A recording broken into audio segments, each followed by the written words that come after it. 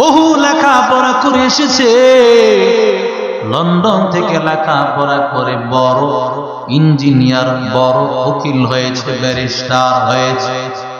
Barrister হওয়ার পর বাবা সন্তানটাকে কোটি কোটি টাকা দিয়া সন্তানটাকে এত বড় শিক্ষিত বানিয়েছে। সন্তান বাংলাদেশে নারায়ণগঞ্জে আসার পরে সন্তানটা আজকে বড় ব্যারিস্টার।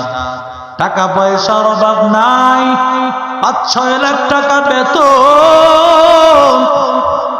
সন্তান বাবায় সুন্দরী একজন রমণী দেখিয়া বিবাহ শাদীও করায় দিয়ে, এরে আল্লাহর বান্দা যুবক, এরে নবীর আশিক উম্মতির দান, বিবাহ করে দেওয়ার পর আল্লাহর বান্দা এইভাবে দৈনিক সে আসতেছে যাইতেছে। কিন্তু আল্লাহর কুদরত, হঠাৎ একদিন ওই আল্লাহর বান্দার বাবায় না, বাবা দুনিয়ার জমিন থেকে বিদায় হয়ে চলে গেল। বাবা বিদায় হওয়ার পর সন্তান এবার বাবার জানাজা কিভাবে পড়াবে? কারণ সন্তান তো বাবার জানাজা কিভাবে পড়াতে হয় ওটা তো শিখে না। সন্তান বড় ব্যারিস্টার হয়েছে, বাবায় সন্তানকে বহু পড়া পড়িয়েছে, কিন্তু সন্তান কিভাবে সন্তান বাবার জানাজা পড়ায়া শেষ বিদায় দিতে হয় ওটা তো সন্তান জানে। ওটা জানে ইমাম সাহেব, এই টাঙ্কি মসজিদের খতিব সাহেব। জানাজা নিয়ে দাঁড়াইয়া গেল।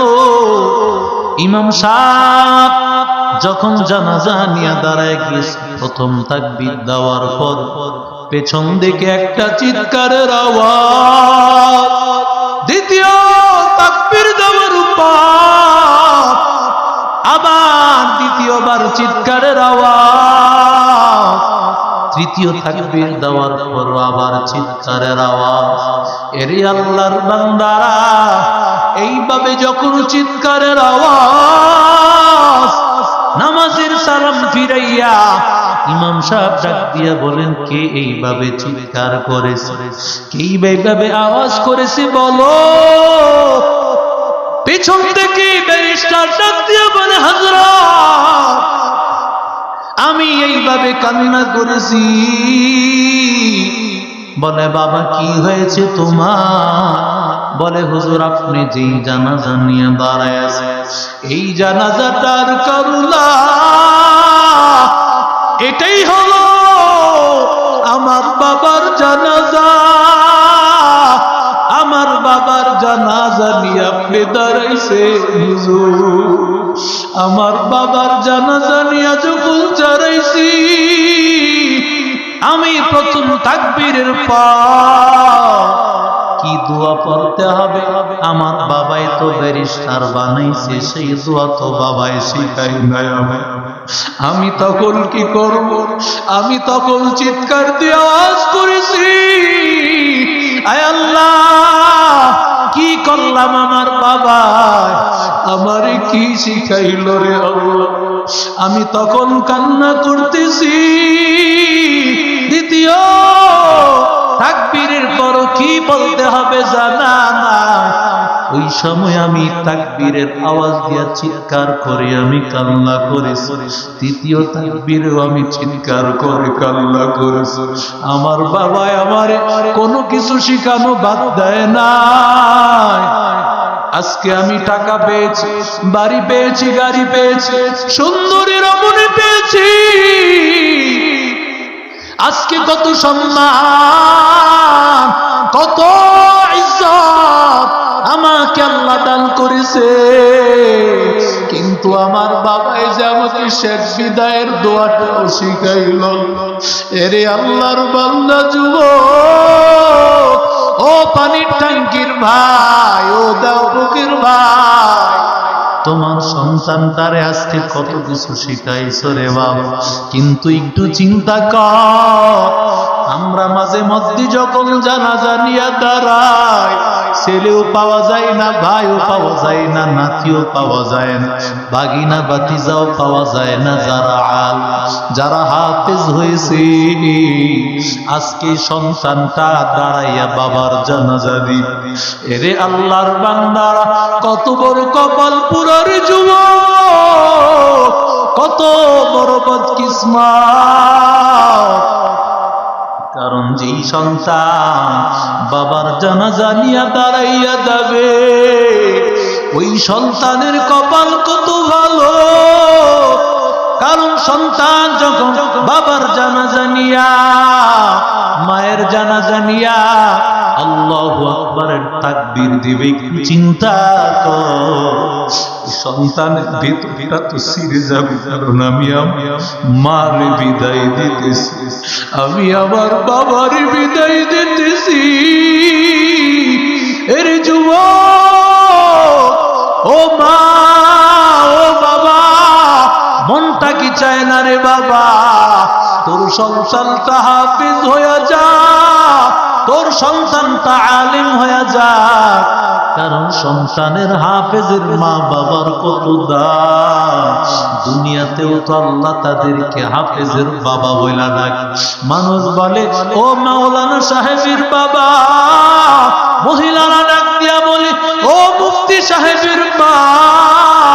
এর যুবক, আল্লাহ তাআলার কাছে কত সম্মান, কারণ দুনিয়াটা কিছুই না রে বাবা। চোখটা বুঝিয়া গেলে দেখবে ডানে বামে তোর আপন কেউ নাই, ডানে বামে তোর একমাত্র কোরআনওয়ালা তোর আপন, কোরআনওয়ালা সন্তান তোর আপন।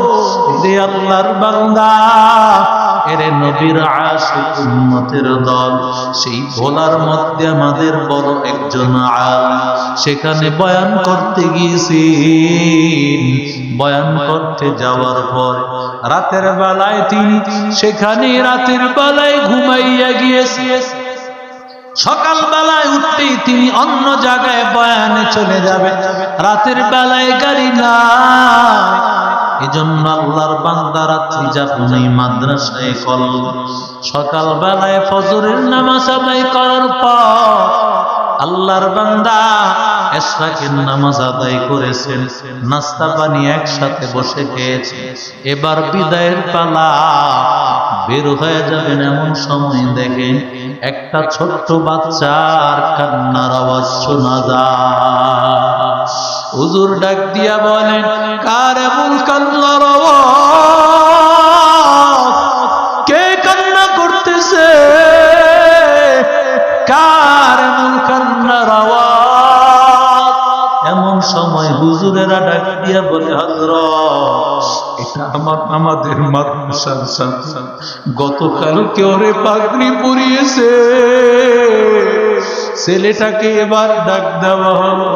ডাক দিয়া কয়, বাবা কি হয়েছে তোমার, বলো, কেন কান্না করতেছো? ছেলেটা ডাক দিয়া কয়, হযরত, গতকাল কিছু ছাত্রকে আপনি ছাত্রদের মাথায় পাগড়ি পরাইয়া দিয়েছে, এর মধ্যে আমার মাথা, হুজুর আমার মাথায়ও আপনি পাগড়ি পরাইয়া দিয়েছে। হুজুর আমি গতকাল আপনার খাতিম হিসাবে ছিলাম, রাতের বেলায় খেদমত করার পর সকালবেলা আমি যে কবরের পাশে দাঁড়াইছি, জানেন নাকি হুজুর এটা কার কবর? এটা আর অন্য কারো কবর না, এটা আমার মায়ের কবর। আমার মা বাবা হারা আমি বড় এতিম, বহু কষ্ট করে আমার মা আমারে পড়ালেখা করাইছে। আমার মা অন্যের বাড়িতে কাজ করে পড়ায়, আমি মাদ্রাসায় পড়তেছি। হঠাৎ করে আস্তে আস্তে যখন আমি কোরআনের প্রথম সবকটা যখন আমি নিই, এমন সময় উস্তাদেরা বলেছেন কিছু মিষ্টির ব্যবস্থা তোমরা কর।